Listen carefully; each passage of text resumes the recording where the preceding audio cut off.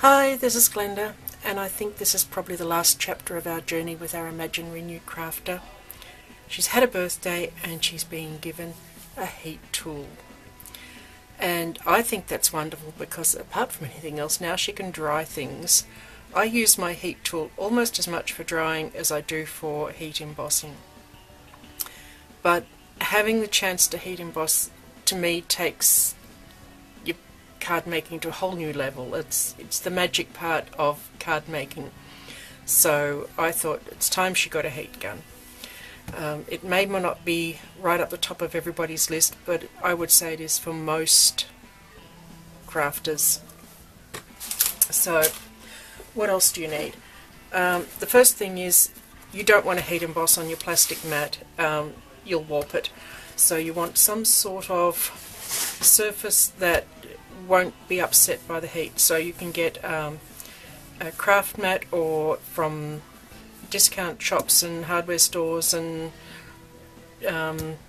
markets and things, you can get either barbecue sheets or baking sheets, and they will do the same job. You can pick them up for about $5 each if you really hunt around. It may be that you use some sort of heat mat,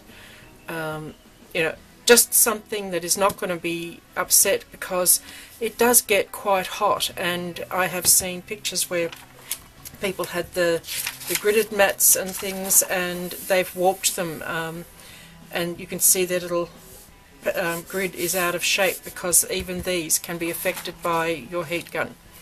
So the first thing is something to work on. The second thing would be, if I could only have one heat embossing powder, I'd get clear. It's such a useful thing. You can do so many things with it. I've recently discovered that if you go on eBay, I got this shipped to Australia for $15. Now that to me is a whole lot better value than a little container like that, which usually ranges between about $6 and $10 in Australia. It's not particularly cheap. But having said that, a little container will last you a long time because you always tip the excess back. So for any given project you never use a lot of powder. But I think that's really good value. The other thing is, look for a really fine one. There are thick ones around and they're for different techniques, but for your average card making, the finer the better.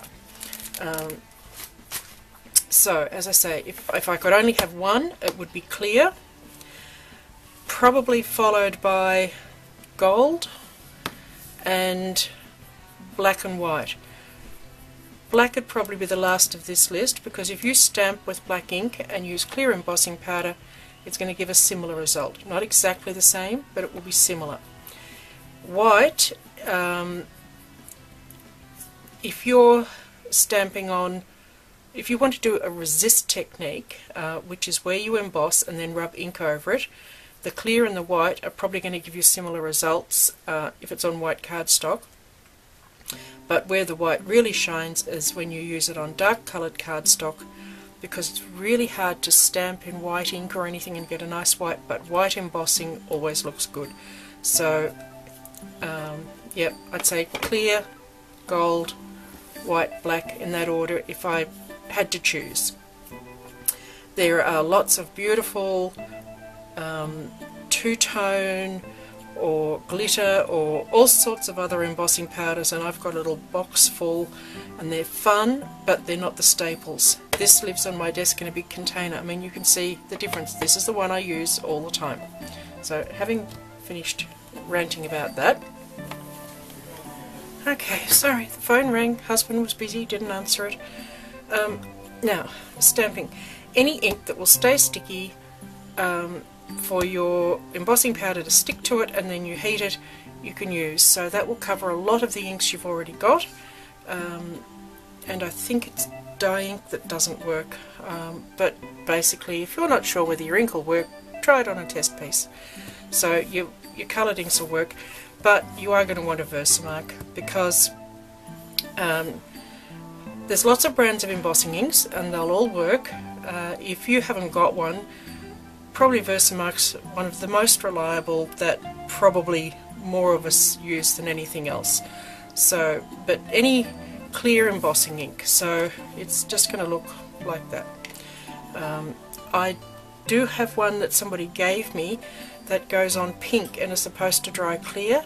I wouldn't get that because to me it doesn't lose its pink. If you use it on white and then clear powder, you're going to see that pink. So stick to the clear ones. And there are no-name ones, there are Ranger ones, there's all sorts. I think Tsukineko make the Versamark.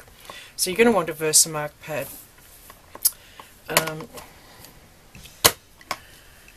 The next thing would be an anti-static bag, and I actually meant to bring, I've got a brand one somewhere too. No idea where it is. Anyway, they're the little bags with the powder in. I make my own, I've got a video on that. I make mine with white clay and it works out a lot cheaper than the bought ones. Having said that, the bought ones will last you an eternity, but it's really, especially if you're going to do any embossing on dark cardstock, an embossing bag is fairly essential. You can also use a used dryer sheet, not an unused because you'll put a film on your card, but a used dryer sheet. You just want something that will remove the static, so you could put some baby powder or something in a little bag. Obviously it's got to be a fabric bag to let the powder out. So almost any powder you think of will work for this. The next thing would be these electrostatic dusting cloths. Not essential, but it's really helpful when you've put the powder on to wipe it off with these. If if it's showing at all, if you give it a quick wipe with one of these anti-static cleaning cloths, it'll make your card look like you never used the bag on it in the first place. So the other thing would be something to catch your leftover powder, to shake it off in and then tip it back into your bottle. I really like these. They're giant cake pans. Because we can't get those coffee filters here. You can equally use a piece of scrap paper, you can use a little catching tray.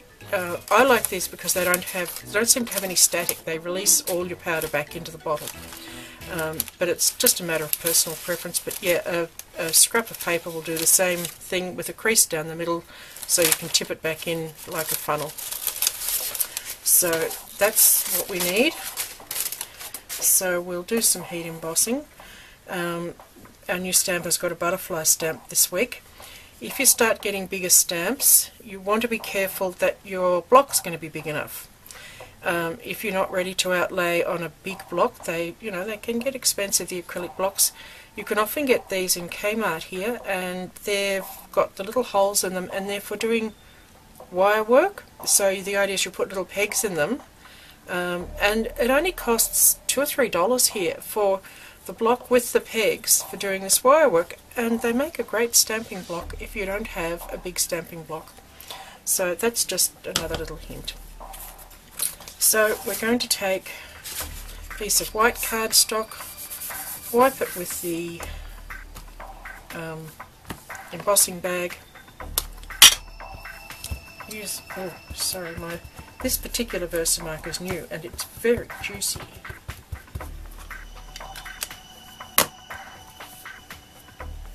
Stamp the butterfly down.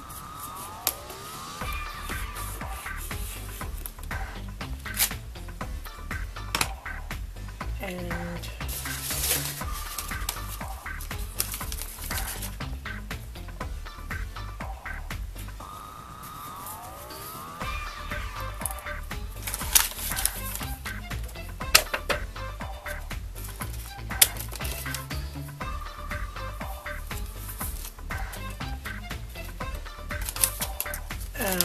I'll tip that, I suppose I might as well do it now.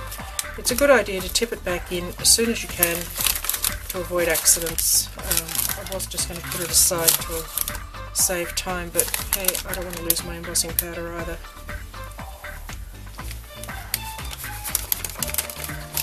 So after that riveting bit of footage.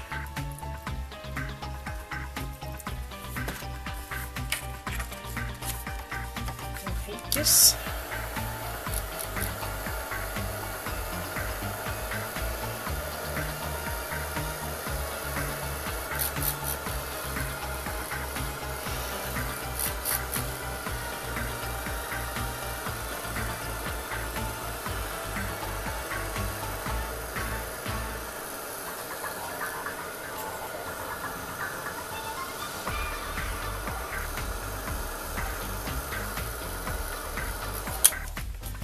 I really never do get sick of watching that.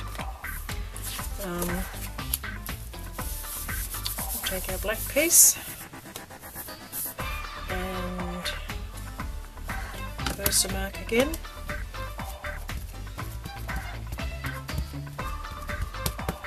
Obviously we're not going to cover all embossing in this video. This is merely a, I think this is a good next step for our new stamper, and there are, you know, dozens of videos that involve heat embossing and all the different things you can do. Take our white powder.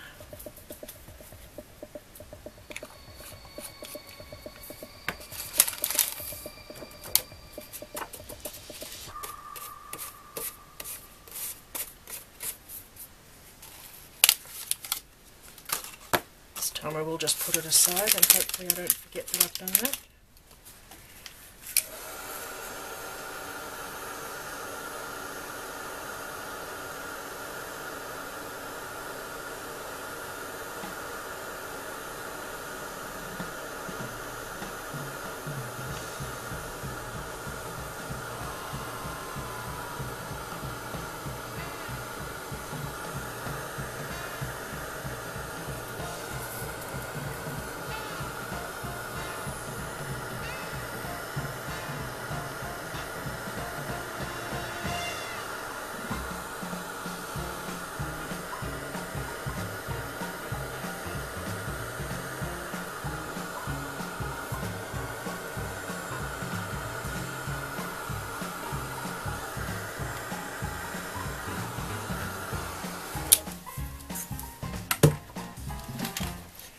Okay, when you are wiping off any excess powder, make sure your heat embossing is cooled down before you do it, or you'll smudge it.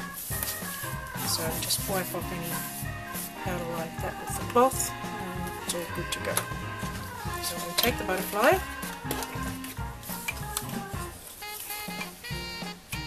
and hopefully cut it down the middle. Well, it's not quite straight, it doesn't quite matter for this because we'll trim the card down.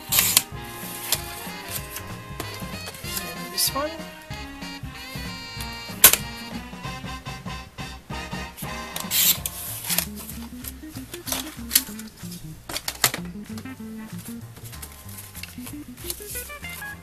And of course we get 2 cards out of this technique.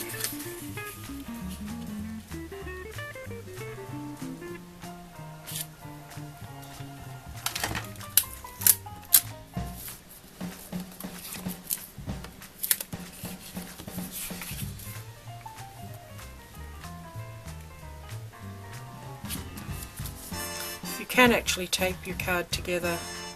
No, wait on, how do we do it? I don't know, there's other videos on this.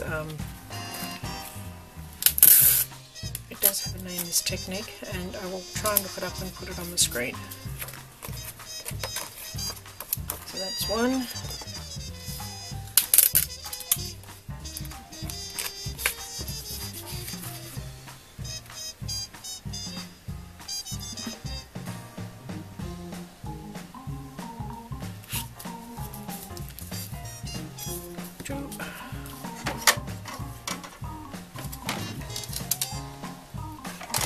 Just notice that's not backing up very well.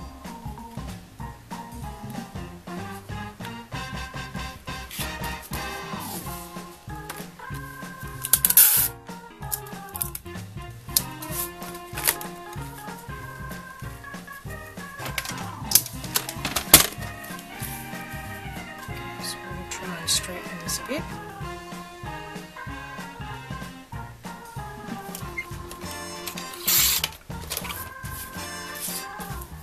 should do is line this part up.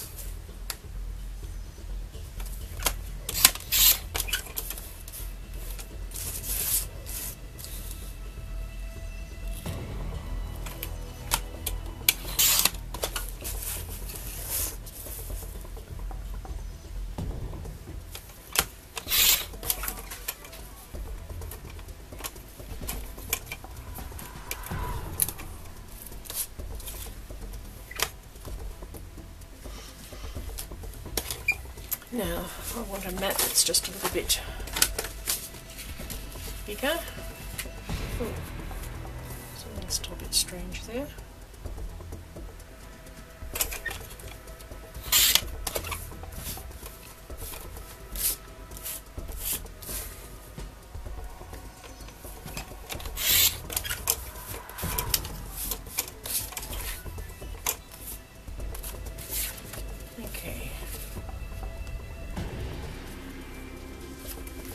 So we want that to be, I don't know, a smidgen, and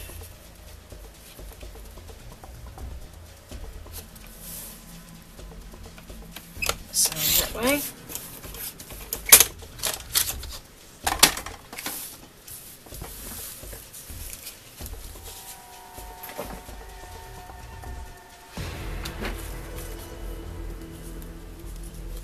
This time we want to use our Versamark again and our gold embossing powder.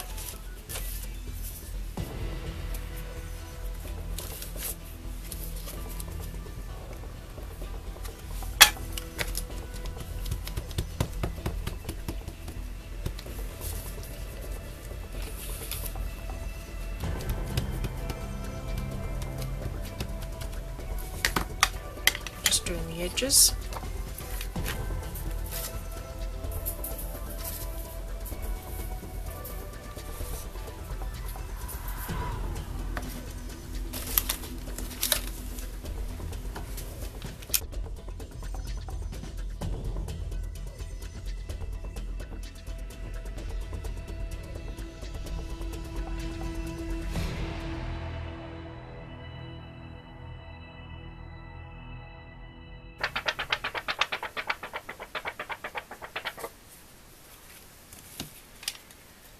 And finish the bits we haven't done.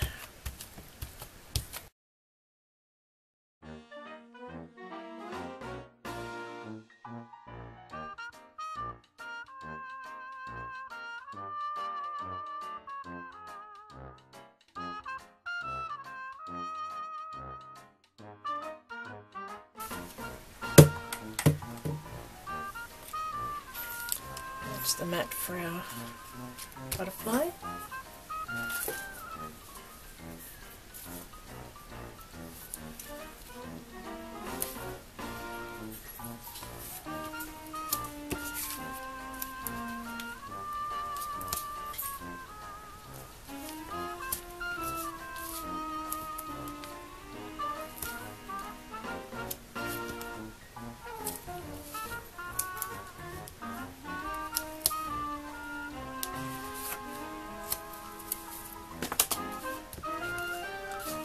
Some tape across the middle too, because the embossing powder might cause a bit of a problem with sticking, so we want plenty of tape.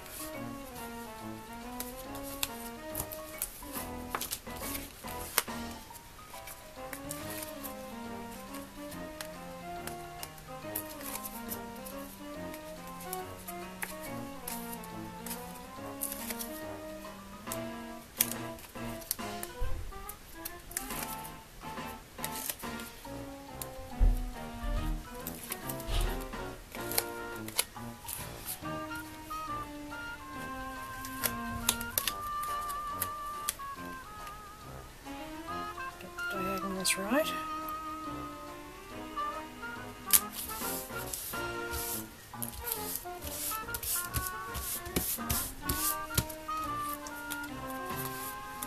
Okay, then we want a piece of cardstock, and this is going to go on here, and sentiment.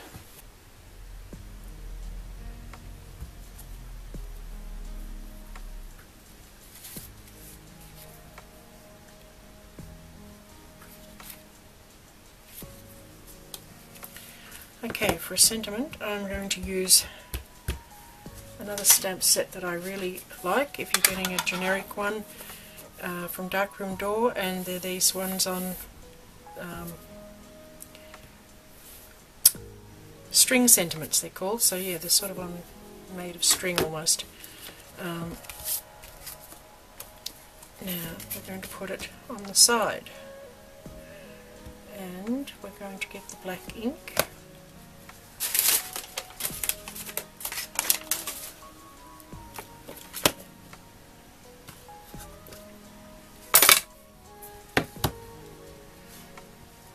I'm a bit befuddled and rushing a bit because I know my grandchildren could be here at any moment. And I was umming and ahhing whether to try and film this before they came, and then they didn't come, so now I'm trying to do it in a rush.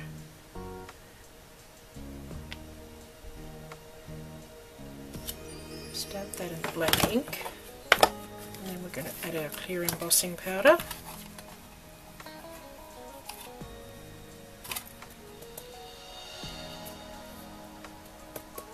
And I didn't use the Dust Buddy embossing buddy bag first, so I've got some stray powder there. See, normally I store this on my desk with this on top, and that means I don't forget to use it. So a little brush.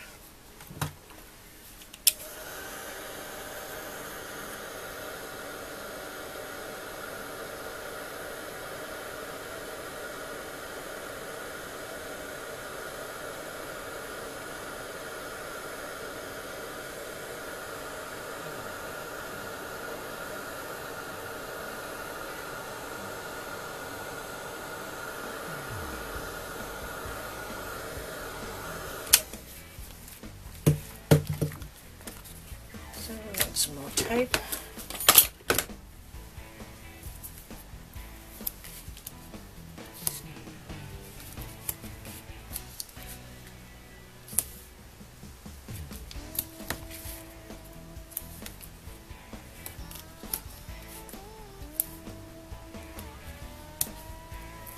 Because that's got all that embossing on it, I'll put some tape across there.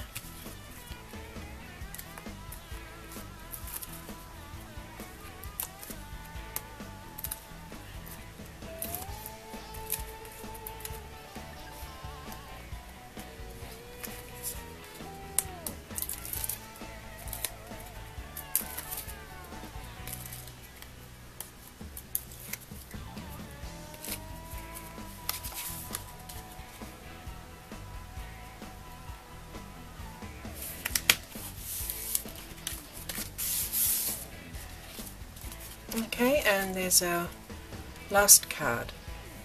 I think our new crafter has learnt a lot of skills along the way. Okay, so I think we're going to leave our new crafter at this point. She's learned a number of different techniques, all with using very few tools. Hopefully has some ideas about how to build her tools up in a sensible way. As I said before, I think it's really worthwhile to sort of have a wish list, to do some research on the products, to, if you can, try and have a look at comments and reviews by people who've bought the product but have nothing to do with the company. Nobody's paying them to do the review.